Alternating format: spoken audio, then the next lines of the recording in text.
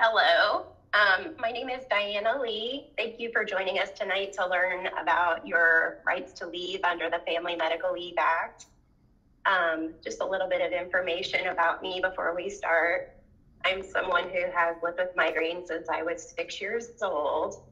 And I had episodic migraine up through college and into law school. So I finished my training as a lawyer and passed the bar in my state and began to work.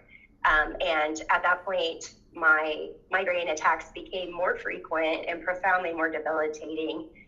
And so after a long time of looking for options and continuing to try to work despite the intensity of my attacks and not really finding any solutions that were helpful, I became unable to continue working. So at this point, I consider myself disabled by chronic migraine.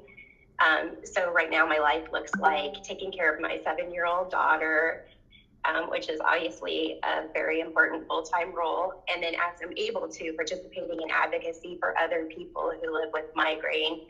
And it's a nice way to be able to use my legal skills and training.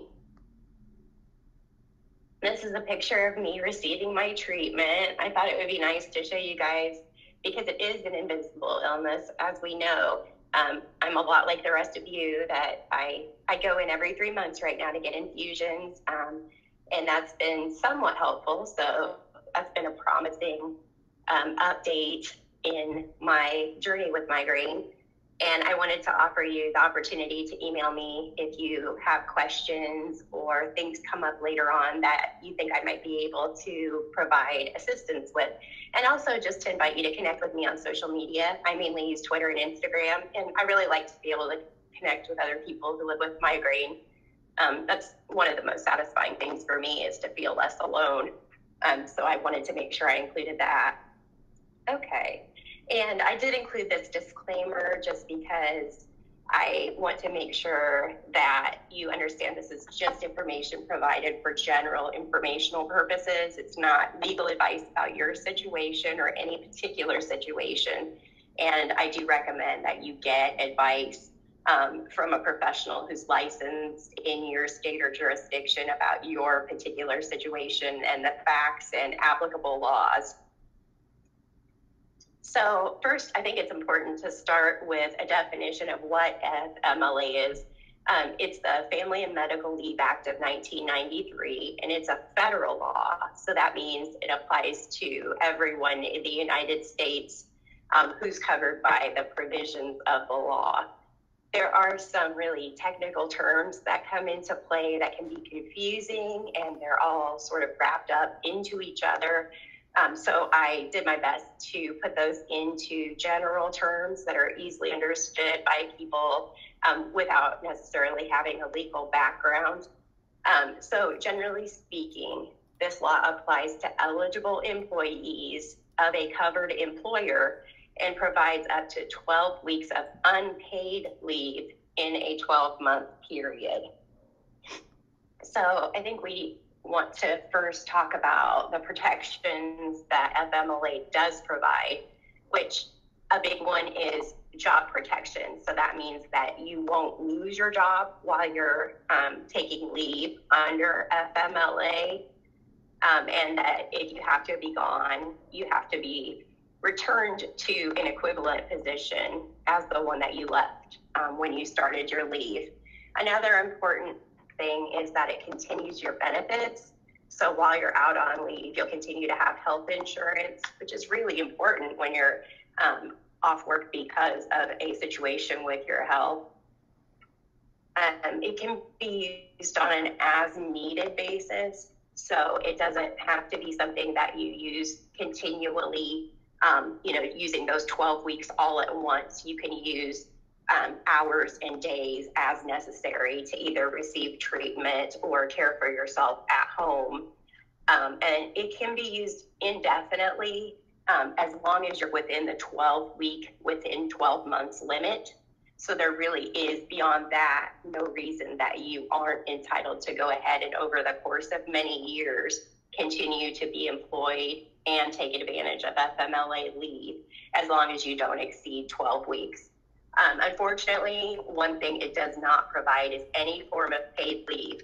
If you're entitled to paid leave based on your employer's policies, that's awesome. But unfortunately, the law does not provide for that. So that can be a really difficult stumbling block for a lot of people because, you know, we work because we need that money to pay for our responsibilities in our lives. Going back to the definition of who FMLA applies to, let's look at what constitutes a covered employer. So that would be private employers that have 50 or more employees, public agencies, the federal government, and public schools. And then the other important definition that we need to look at is what is an eligible employee.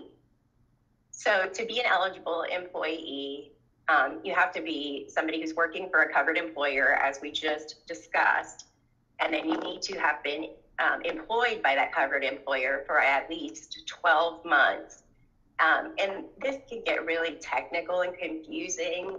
When I was in law school, I took an employment law class where we spent a lot of time breaking down the possible scenarios where there's a lot of convoluted math that would allow someone to qualify for that. So it is good to know that it doesn't have to have been 12 consecutive months.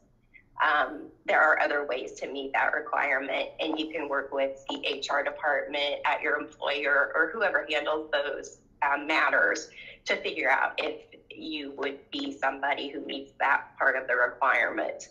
And then you also need to have worked at least 1,250 hours in the 12 months before you make your request for FMLA leave.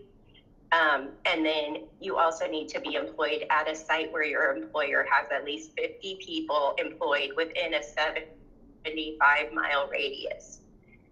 So that can be pretty easy to meet, or it can be, again, kind of confusing and take a lot of looking and searching to see if that would be something that applies to you, especially in situations where maybe you work from home or you're employed remotely. And again, I think working closely with these kinds of issues at your employer can be a helpful way to figure out if you are somebody who meets those requirements or not, because they should have some familiarity with how to decide if you do meet those requirements or not. Excuse me, sorry about that. I did want to mention that FMLA leave applies to other situations than just health situations. It applies to other kinds of family situations, expanding your family, adoption, giving birth, a partner who gives birth, and as well applies to situations where somebody within your family is themselves ill and you're providing care for them. But since we're specifically talking about people living with migraine, and that's, you know, the wheelhouse that we're in tonight, I'm going to focus specifically on how FMLA applies to people living with serious health conditions. So the law uses this term serious health condition to let us know under what circumstances somebody who's dealing with a medical issue would be eligible for FMLA leave if all the other requirements are met. So there's two different ways you can qualify for that. The first would be an illness, injury, impairment, or physical or mental condition that involves inpatient care. So something that has you hospitalized for treatment would fall under this provision. And then the other way that you can be considered to have a serious health condition is that you're receiving continuing treatment by a healthcare provider. And that's pretty self-explanatory. It basically just requires that you're routinely seeing a medical care provider who is in the area of practice where your health issue is centered. There are some cases out there about people receiving chiropractic care for certain kinds of medical situations that aren't related to things like back or neck pain. And so I just bring that up to say that you definitely want to be seeing like a primary care physician, ideally a headache disorder specialist if you can, but you know, somebody who's in the business of treating people who have migraine.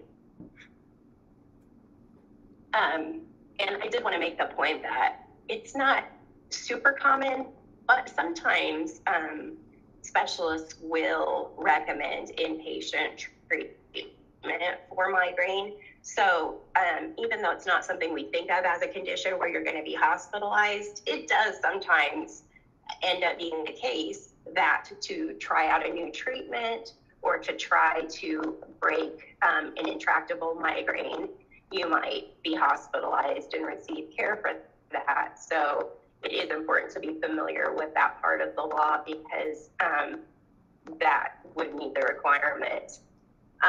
And then also to talk about the continuous treatment aspect of a serious health condition. The way we frame migraine matters a lot. Our words matter. It's easy to think of migraine as isolated attacks, that there's no underlying condition that ties those together. But in fact, we know that migraine is an incurable neurological disease that involves intermittent attacks. So we always live with migraine, and then we have acute migraine attacks periodically. And a really wise analogy I have heard is comparing it to asthma. When we think about asthma, we know that somebody who lives with that condition and has been diagnosed with it always has asthma, and that at any time they could have an asthma attack. We don't consider them to just have asthma at the time they're having an attack. We know that that's something they live with and that impacts their lives at all times. So I think it's really, really important to keep these things in mind when you're having your doctor fill out any kind of paperwork related to living with migraine. You know, it's a work in progress to change our language. And I'll go to the next slide and kind of show you some examples of recommended language. You know, when I see a neurologist as part of my migraine care, and when I go into his office, I still have to correct people from using the word headache interchangeably with migraine. And, you know, it's an uncomfortable thing to feel the need to do that, but I think it's really important because we know it's not just headache. Head pain is often a facet of migraine, but it's much more than that. So this language guide, I think, is really helpful. It's something put together by the American Migraine Foundation, and it kind of spells out why we would say the term migraine instead of migraines in the plural. And it is, as I said, because we want to look at it as a condition that we always live with, not just the attacks that we have or thinking of them as headaches. And again, migraine attacks, because we're being specific about how this disease functions in our lives.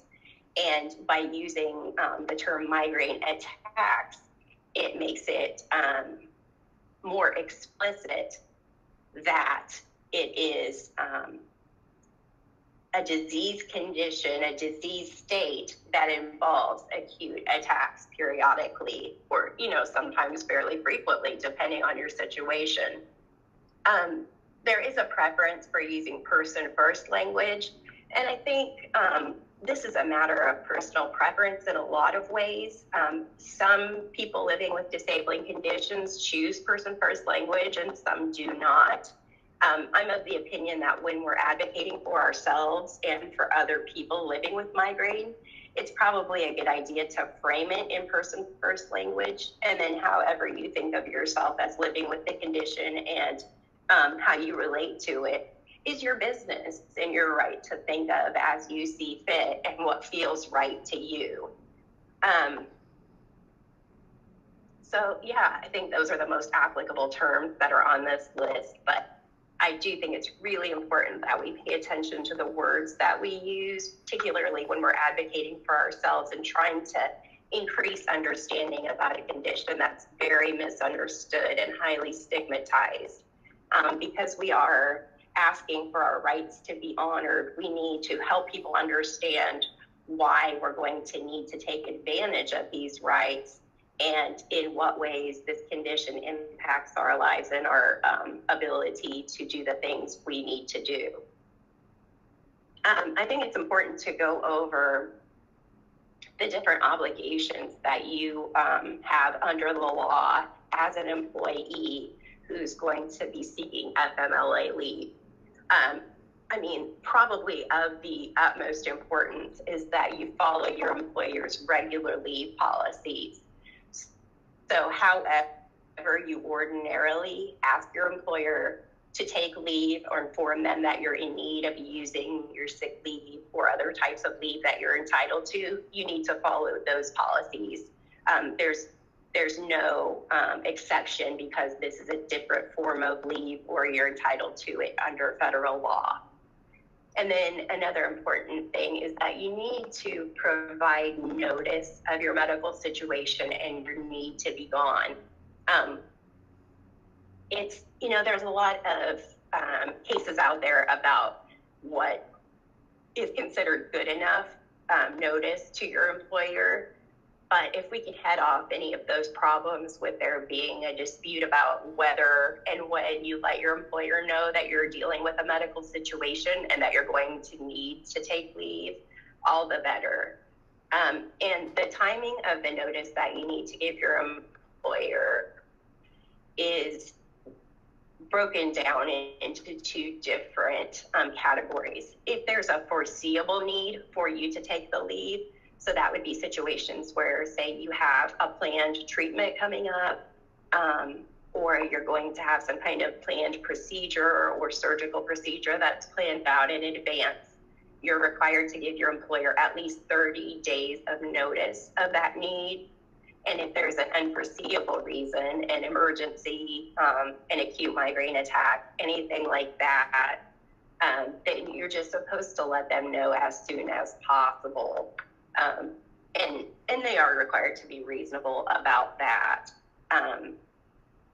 It's not a situation where they're going to be able to play gotcha with, did you really tell them as soon as you knew you needed to be gone or as soon after the fact as possible. Just do your best to keep them in the loop and potentially work with someone in your family, a trusted loved one, to make sure that you provide that notice to them so that you're covered. And then a little bit of information about your employer's obligations under the FMLA laws. They need to provide notice of employees' rights to take FMLA leave. And so generally the ways that would be conveyed to an employee are like putting up a poster in a common area, a break room, a kitchen, some kind of area where people are likely to be and to see that. And then also if there is any kind of employee handbook, they would need to include that information in the employee handbook. And then it's also their responsibility to, once you've let them know you intend to seek FMLA leave, that they assess your eligibility for that leave.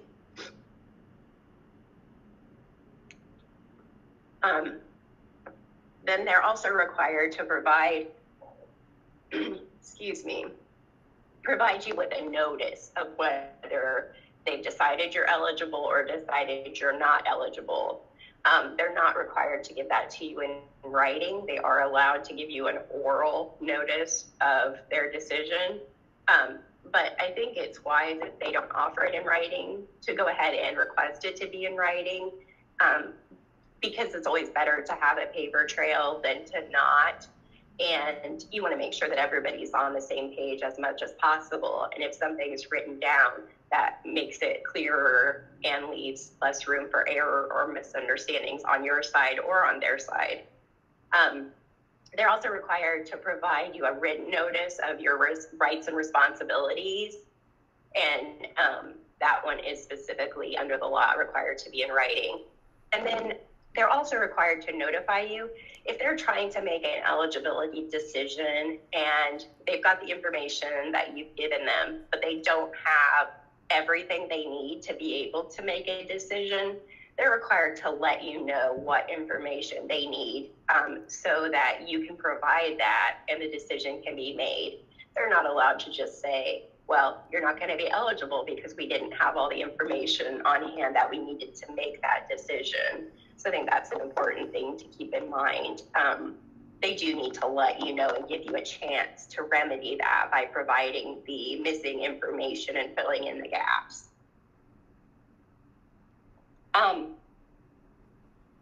There is a certification process that's allowed for under the law, and this is an optional thing. An employer can request that you go through the certification process. They don't have to do it. It's really going to depend on the particular procedures of your employer. Is this something they generally do? And to be frank, that it is something that may come up if there's suspicions about the type of condition you have and whether it's actually something that is serious enough to warrant FMLA leave. And the certification process is really pretty simple. It just requires you to take a form that they get from the Department of Labor to your doctor and have your doctor complete that form. And it confirms information about your health condition. So it would just go through your history with migraine and how you're impacted by it at this moment so that they have that information. They're, as I said, legally allowed to make this request of you, but your employer cannot ask for information beyond what the form asks for. So if they start to try to dig into details beyond that, you're within your right to politely say, no, I'm only, needing to give you what's on this form. And there again, if there are things on the form that your doctor didn't complete, they can ask you to go back and have those filled in.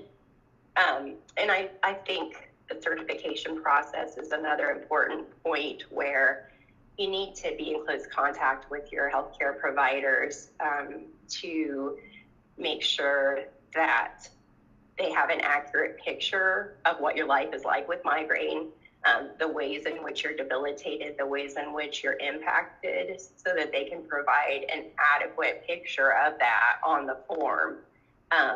If they're making a lot of assumptions about what the average person living with migraine might be dealing with, there are things that can get lost in that. And you want to make sure that you're presenting an accurate, full picture of what it's like for you living with migraine. Because if you are debilitated by it and seeking FMLA leave, you want to make sure you're making the best case for yourself that you can. And there are limits on how often your employer can ask to recertify. There's a lot of information out there for HR professionals that are in the tone of, what if I suspect an employee isn't as sick as they say they are, or if I suspect they're malingering, or it seems like they can do things some days but not other days. How is that possible? And with a stigmatized condition like migraine, that might come up for you. Hopefully it won't, but it might. But fortunately, there are limits on how often they can ask to recertify. And they definitely can't ask more often than every 30 days. And on the certification form that your doctor fills out, they ask for a date when your condition is expected to be resolved. And so they can't ask for you to do a recertification before that date that's listed there comes up in that initial certification. And if you're seeking FMLA leave on an intermittent basis, so you're using a few hours or a day or two here or there, they can't ask you to do the certification process every single one of those times. If you've done it once, then you've done it for the condition and you've satisfied the requirement. So it can't be used as a tool to sort of harass an employee or cast suspicions on whether they are dealing with what they say they're dealing with. And then just to talk about some other useful information that can come up. You know, the obvious question is, well, what if I don't qualify for FMLA leave? So it's possible that an employer can offer you leave based on similar terms. It may be the case that they've done that for other employees and would be willing to do it for you. If it's a larger employer, there may be a precedent for that. If it's a smaller employer, you may have the kind of relationship with them where you can work together to come to a solution that's agreeable for you and for them. And then I would just, you know, say that I encourage you to ask for the leave if you need it. There comes a point where when you're dealing with a debilitating health condition, you feel like your back is up against the wall and you're not sure how you're going to be able to keep going, working, and also living with the symptoms that you're living with. So if you're at the point where you're either not going to be able to show up and you'll probably be fired, it's worth it to go ahead and ask if they can work with you on some kind of leave policy.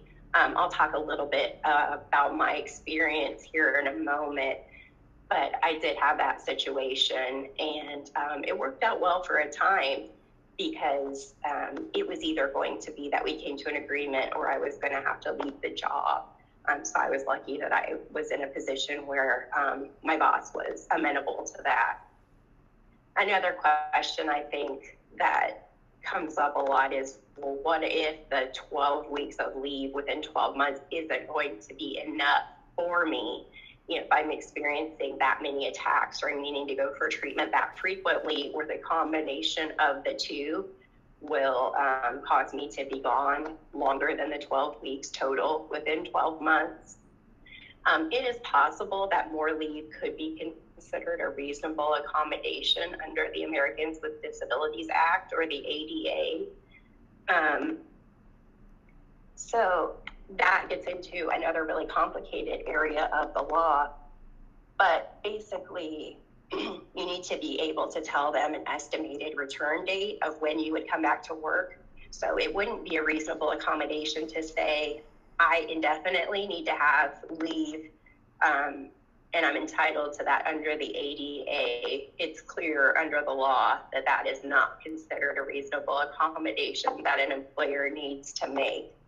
But it's okay if you estimate when you think you might be able to stop needing that leave, and just do your best to come up with an estimate of a date that might work.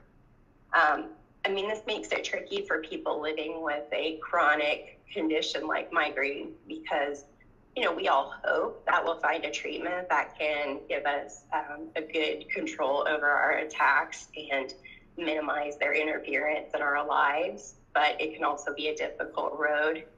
However, you know, it's the situation again where if you are not going to be able to continue to work and you need to seek other possible solutions, it's worth a shot to try and see if you can get a reasonable accommodation of leave under the ADA. And then the other option would be, again, to just ask for additional leave if you need it. Because if it's between being terminated for being unable to attend at work and asking, there's really nothing to lose by going ahead and asking, even though I know that that is a difficult situation to find yourself in. And especially if you're feeling beaten down by living with a chronic health condition, it can be hard to feel like you're valuable enough to ask for that kind of assistance. But I want to encourage you to go ahead and remember that you are a valuable person, regardless of the limitations that this disease can put on your life. And then finally, I want to encourage you to look at any applicable state family and medical leave acts. Not every state has one, But there are state laws sprinkled throughout the U.S. that can be helpful, and you may qualify for one of those even if you don't qualify for FMLA leave. And you may find that the protections under a state law that applies to you are even more helpful than the FMLA benefits. So that can be a good option. And as I mentioned, I did want to share my experience seeking FMLA leave.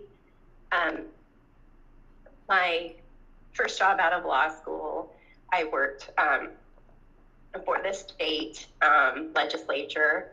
And as I became increasingly debilitated by my condition, I started using the sick leave that I was entitled to. And within a time came to the point where I had used up my sick leave and I had used up any vacation hours I was entitled to.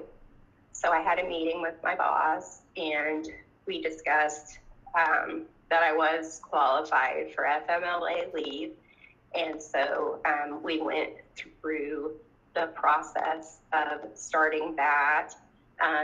The way that worked in my office was, it was a small office. So someone within the secretarial staff also handled all of the HR kinds of situations in the office as part of her duties.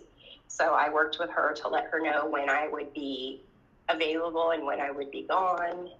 And then after I had gone through and exhausted my 12 weeks of FMLA leave, I met with my boss again and we negotiated a part-time schedule. I had been hired in a full-time salaried role and we adjusted it to be a part-time position where my salary was the whatever portion of my full-time schedule I had worked, and that I was able to keep my benefits as well. Unfortunately, when the boss I had negotiated that arrangement with retired, there obviously was a new person put in charge and they were not agreeable to continue that. And truth be told, I was not seeing any improvement in my condition. So it sort of led me down the path of realizing that it was going to be important to look into what my options were as somebody who wasn't able to work in any capacity. So that was my experience with it. And basically, you know, they were good about working with me and making sure that we stayed on the same page with communication. And I thought it might be helpful to go over a couple of example situations that are just made up in the law. We love hypothetical situations. And I think they can be really helpful for illustrating a situation and playing out the way it would work. Okay, so we have the first situation here, and I'll give you a second to look over it, and then I can read it out loud as well.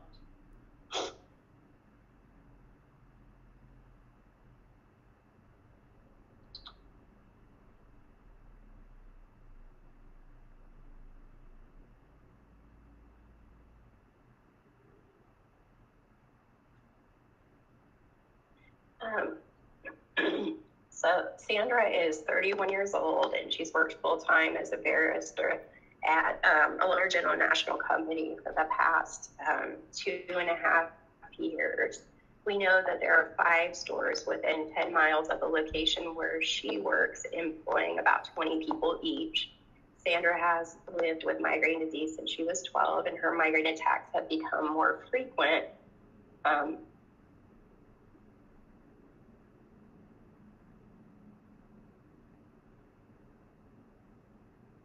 Sandra has called out of work for the past 3 months, the last 3 days, due to a debilitating migraine attack.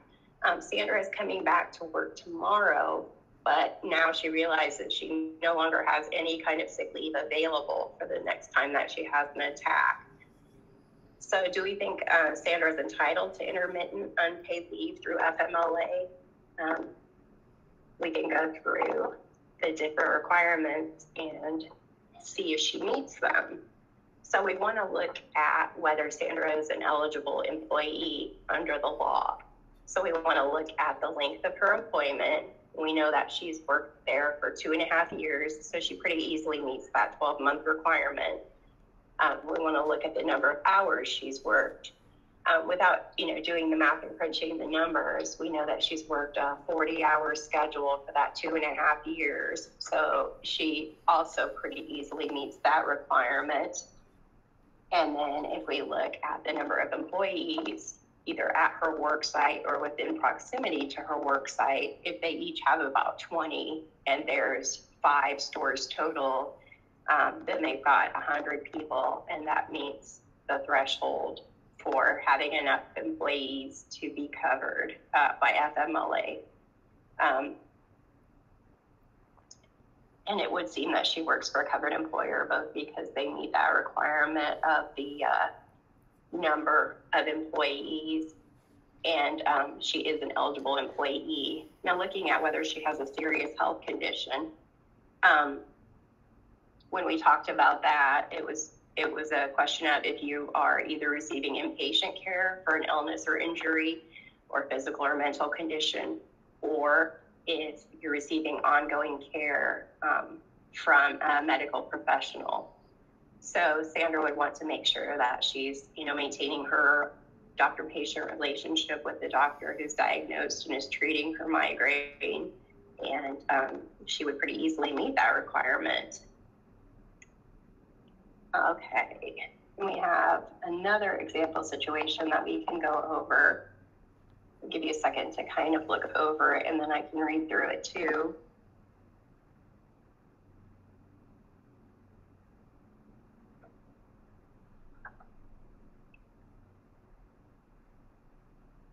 All right, Marie, 45, has recently been diagnosed with chronic migraine after a few years of experiencing what she now knows to be migraine attacks. She has been able to continue working full-time in her job as a receptionist and administrative assistant at a local public elementary school, but she's used all of her paid sick leave. Her headache specialist has recommended she consider 5 days of inpatient treatment to find an effective preventive therapy for her chronic migraine disease. Is Marie entitled to FMLA leave to receive the recommended inpatient treatment? So again, we're going to do the same process of looking through the different elements of making that decision. We want to look at, is Marie an eligible employee? So we look at the length of the employment, the hours she's worked, and the number of employees.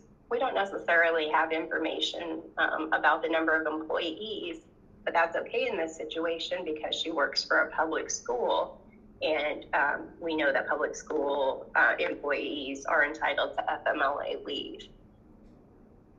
And we don't necessarily know how long she's been working at her job, so we would need to find out how long she's been employed there. But we do know she's been working a full-time schedule, so as long as she meets that 12-month requirement, I think she would be considered an eligible employee. And then the question of whether she works for a covered employer. Well, as I said, we know that because she works for a public school, she does work for a covered employer. We don't have to look into any of the information about how many employees and those kinds of details that we do if we're talking about a private employer. Just by virtue of the fact that she works for a public school, she is entitled to FMLA leave. And then finally, we want to look at, does she have a serious health condition? Well, in the sense that she would be seeking inpatient treatment for an illness, then she seems to meet that requirement pretty easily. But we also know that she's receiving ongoing treatment from a medical care professional. So it seems like you can make an argument under either way of defining serious health condition that she does in fact have a serious health condition by dealing with chronic migraine. I again wanted to reiterate the invitation to contact me with any questions or connect with me on social media. I'm really happy to get to know other people living with migraine, and if there's anything I can do to help with answering questions or the like, I'm happy to do that. So that pretty much wraps up everything I had to share with you tonight. Let's see, it looks like we do have a couple of questions in the chat. Yeah, if you want to email me, I can share the slide deck with you. I'd be happy to do that. Yeah, just feel free to send me an email at dianaelainlee@gmail.com, and I'd be happy to pass that along to you. And then our question here is, does ongoing treatment need to be new treatment, or can it be treatment that began well before requesting leave? Yeah, so that's a great question. The ongoing treatment can be something that you've already been being treated for. The nature of ongoing treatment is more so the doctor-patient relationship, the fact that you have the condition and that you are continuing to have appointments and consult with your doctor about how to handle it, that can constitute ongoing treatment. It isn't so much the particular, say, medication or therapy or physical therapy that you're pursuing to treat the condition. It would be just the general act of seeking care for the condition. I hope that helps. Okay, this is a good question too. If you've ever been bounced around from multiple different neurologists, is that a problem for FMLA qualification? And no, it really shouldn't make a difference. The most important thing is going to be the ability to get your current care provider on board with understanding the full nature of your experience with migraine and making sure they're up to date on your particular experience, symptoms, the ways in which you're debilitated, the things you're not able to do as a result of the condition, and that will be fine. It's not uncommon, unfortunately, for us to have to seek treatment from a few different care providers until we hopefully find somebody who is equipped to help us, or at least work with us on finding solutions. So that shouldn't be a problem whatsoever. Just by virtue of the fact that you've been seeking treatment, you're receiving ongoing care for your condition, and that would meet that requirement.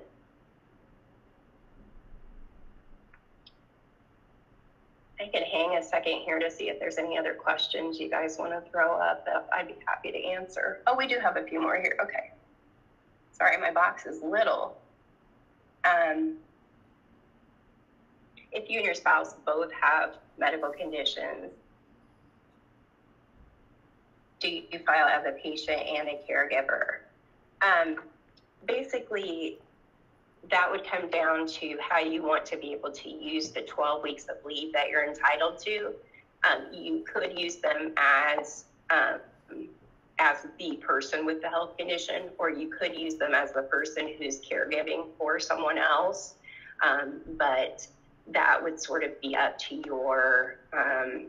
your best judgment about how the use of that leave would work best for your family and your situation.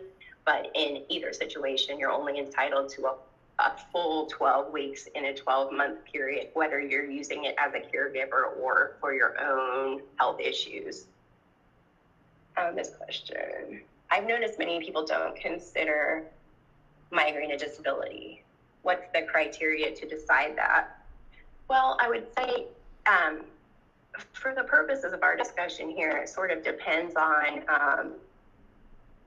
the context of what law you're looking at. If you're looking at seeking FMLA leave, you're going to look at it the way we discussed tonight. If you're talking about reasonable accommodation under the ADA, you're going to look at it slightly differently. And if you're talking about applying for Social Security disability benefits, then there's a whole framework for that. So it gets really technical depending on which law we're applying. And then there's also just the general layperson's idea of what it means to be disabled by a condition. So I think the information about how we talk about migraine and our choice of words all go toward helping us make the case that it can very much so be debilitating and disabling. But in terms of the specific nuances, depending on which laws are applicable, that's a little bit beyond the scope of, I think, what we can get into tonight. Okay. Any tips, suggestions for getting through law school and bar exam while struggling with migraine? I'm currently in law school now. Yeah, no, that's a really hard one. I in some ways, I think was lucky because mine became much more frequent in my final semester of law school. So I really had a lot of it behind me.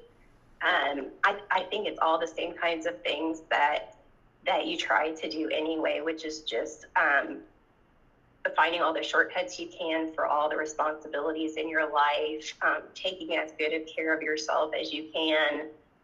Otherwise, making sure that you're, like, to the extent you can, hydrating your body, stretching and moving to the extent your body allows, and feeding yourself nutritious food to the extent that your body with migraine allows you to consume food on a regular basis. I know for me that can be a challenge, so it's not always easy.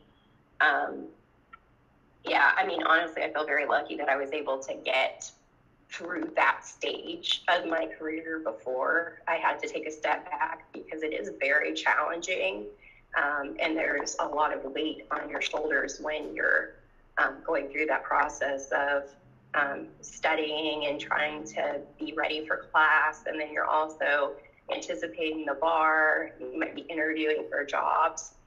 So I think anything you can do to take stress off of your plate and simplify your life otherwise can be really helpful. Asking for help with anything you can think of to ask for help with is really hard, but it can be valuable. Okay, yeah, question about the number of employees at a site for a private employer. If you work remotely, generally speaking, you are going to be considered an employee of whatever location you report to. So the determination would be based on how many employees also report to that particular office location and or work in the office location. So hopefully that helps.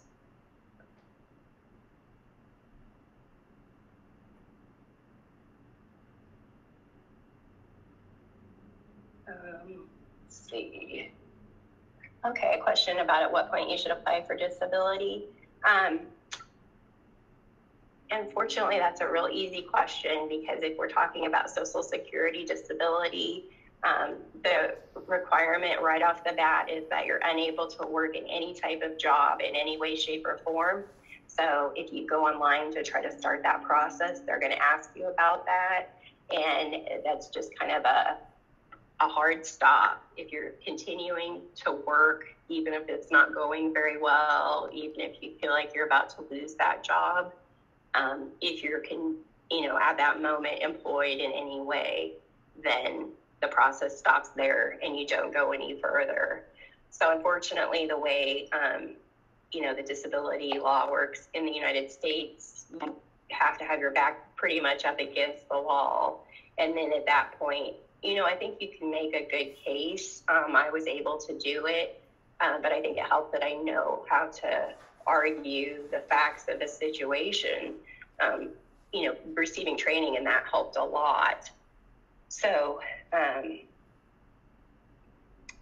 unfortunately, you kind of have to get to that point where you feel trapped and not having any other options. Okay, this question is, I'm a medical care provider. I find it difficult to advocate for leave. I'm protecting patients by not treating them while under the influence of my abortive meds. My boys found it difficult to find a job that will tolerate any leave. How do you advocate with new jobs when interviewing or current jobs about your need for leave?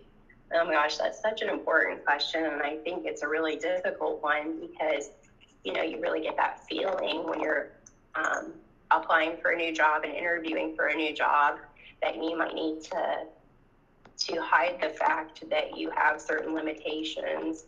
I think there are employers out there who understand, and it may be a situation where, depending on what you do in the medical field, they would have a better understanding of how debilitating a migraine attack can be, and they would understand that need for every so often, I'm going to have this come up. But yeah, unfortunately, the bottom line ends up being the most important factor a lot of times, and there's just not a lot of space often for people who have a chronic condition that requires them to sometimes be gone, or requires them to step out for even a few hours to recover from an attack, if you're lucky enough to have a treatment that allows you to recover that way.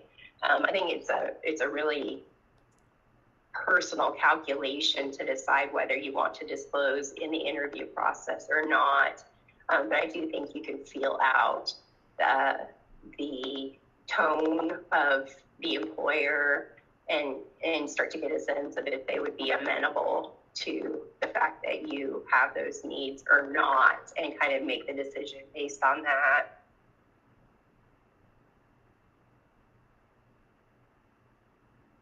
If you have additional medical conditions due to migraine that require more than one physician for care, should you also file separate FMLA applications for that? No, you wouldn't need to do that. Basically, you would include anything, like if you need to do the certification or you're going to request leave, you just give them the information they need to make that decision, and you would want to anything a doctor needs to fill out, ask the doctor who provides the bulk of your care to go ahead and do that for you.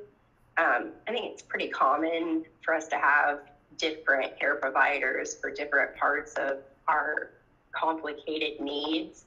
And in any case, you're still only going to be entitled to 12 weeks of leave within a 12-month period for anything. So it's all one process.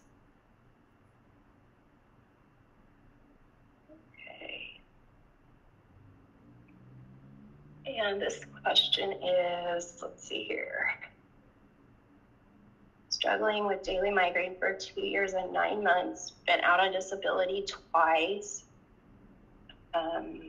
went back to work for 8 months, and now back on disability again for about 11 months. Neurologist has deemed me permanently disabled and still unable to find a treatment that lessens the migraine. Any suggestions? Yeah, no, I really relate to that. That's kind of been my story with chronic migraine as well. I transformed from episodic to chronic in 2003, and so over that time, I've tried anything that's been available or suggested for prevention of migraine. Different medications, different therapies, complementary and alternative options. So it sounds like you have a good relationship with your doctor, and your doctor understands how debilitated you are and that it's really interrupting your life. So, that's huge right there. But I would suggest if there is anyone who specializes in headache disorders in your geographical region, you might want to seek them out. We're at a lucky point in the development of prevention for migraine because we have medications now that are actually developed to prevent migraine. So if you haven't been tried on any of the CGRP receptor antagonists, if you're a candidate for those are worth trying. My situation has been that I tried a few of those, and then my doctor who deals with my migraine disease started me on Vyepti infusions. it falls into that category. But it has provided a little bit of relief that I really hadn't experienced from anything else. So, you know, it hasn't given me my life back or anything, but it's been hopeful. And sometimes just having a reason for hope can be really important. You know, depending on the circumstances of your job, you might be getting to a point where it makes sense to apply for Social Security disability, but, you know, those are hard decisions. And it's possible that you can go back to the job that has, that you've taken leave from, then, you know, hopefully that will become a possibility for you. But, you know, I offer you lots of solidarity because it's very difficult and it's so hard to try so many things. You have hope when you start. And then if it doesn't work out well, it's just very demoralizing.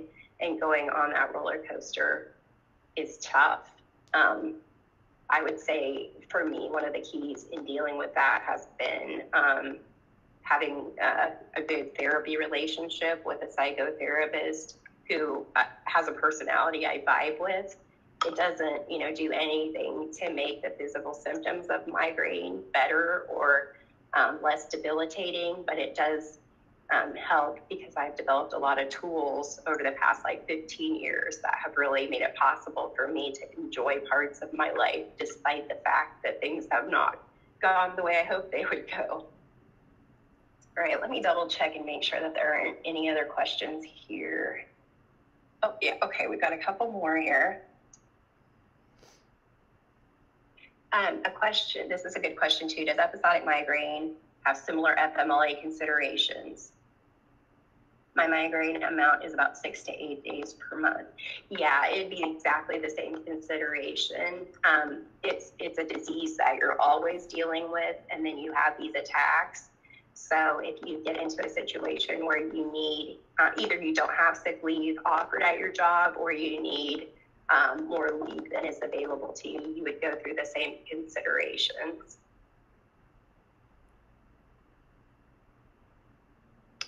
And I think this is one of the last questions on here. Oh, no, we have a couple of others.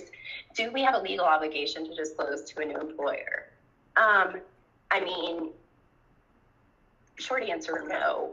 And I generally discourage people to, I want you to think carefully before you decide if you're going to disclose to somebody, particularly because when you're talking about a condition that's highly stigmatized the way migraine is and just greatly misunderstood, it can give people a false impression of the kind of employee you'll be. And we know that people who live with migraine have a lot of fortitude and determination, but if somebody's working from false assumptions, they may think that that you're somebody who doesn't try very hard or doesn't want to be well. And they may not even realize that they're thinking that about us, but they may have those sort of internal biases about people with certain conditions and not know that they're sort of applying those to you. So I think it's important to feel out the situation with a prospective employer before you decide to disclose. All right. I want to thank everybody for joining tonight, and I hope this was useful information. And again, if you have any further questions or you want to connect on social media, I would love to hear from you. Have a good evening.